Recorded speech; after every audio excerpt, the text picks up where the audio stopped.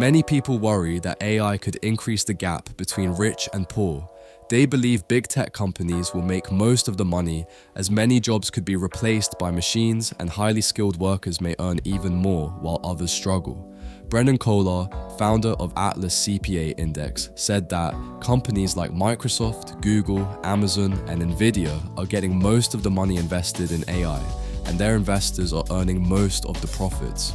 He also mentioned a study from February 2026 by the National Bureau of Economic Research, which showed that 90% of companies have not yet seen clear improvements in productivity from AI.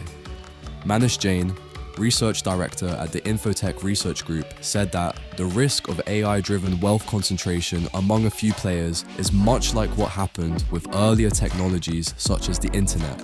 Robert D. Atkinson, president of the Information Technology and Innovation Foundation, believes it is unlikely that only a few AI companies will control all the profits and power.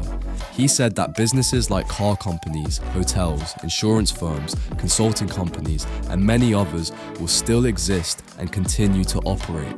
Sarah Fox, assistant professor at Carnegie Mellon University's Human-Computer Interaction Institute, said that AI could increase inequality in the short term because it mainly helps workers who already earn high salaries.